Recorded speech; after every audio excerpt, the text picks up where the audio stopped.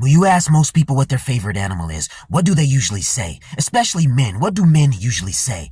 Wolves, tigers, lions. Men love lions, right? Lions, proud, courageous, mighty, fierce, kings of their domain. Oh, I just can't wait to be king. Let's be honest, nobody likes a king. But back to my main point, lions, one of the most dominant and fierce animals on the land. One of the most fierce land animals. But what the fuck is a lion to an eagle? What the fuck is a lion to a shark? What the fuck is a lion to any animal that flies high in the sky or swims deep in the darkest depths of the ocean?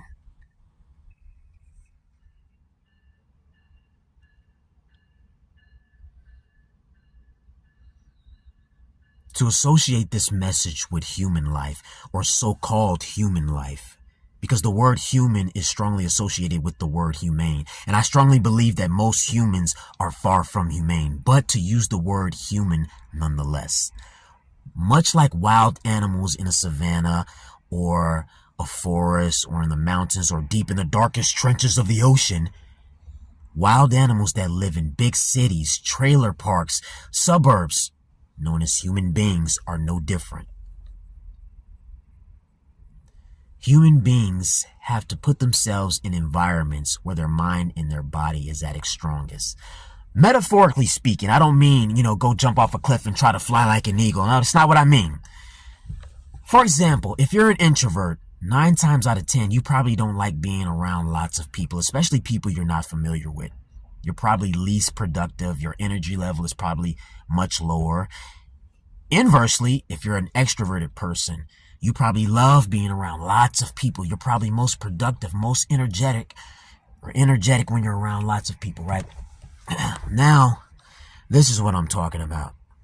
If you're an artistic person, if you're a mathematical person or a scientific person, you have to put yourself in environments that enhance these abilities, or these inclinations, that play on to these inclinations, I remember, when I was going through the school system, because even though I'm a foreign resident of this planet, I still had to do as the Romans do, as they say, which meant I had to go to school and things like that. And I remember study groups were like a big thing. Everybody loves study groups. And I was like, I don't get it. I don't see how people can do that. How can people function and think and learn something being around so many people? Because half the time, these study groups, they just turn into big social events. And please, I don't want to be around like a lot of people that half the time I don't even know like that anyway. But some people, they love it. They're most productive. They're most energetic. They can think, they can learn when they're around lots of people. You may not be like this. You probably learn better, work better by yourself, where you can, focus and not deal with all the bullshit that comes around being around lots of people. But some people, they need the bullshit. They need all of the downsides that come along. Some people, they'll go to a bar purely to get into a fight with somebody. Now, that sort of shit could probably ruin somebody's day. But hey, there are people out here that if they get into a bar fight or a street fight or whatnot, it makes their day. They love it. That's why they went there. Everybody's different. Everybody is at their strongest or weakest depending on the situation, depending on the element, the environment that they're in.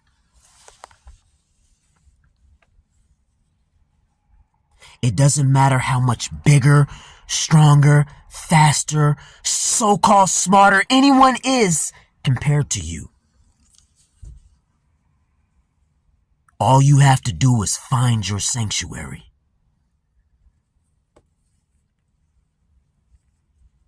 Find your sanctuary. And nothing on this planet can stop you.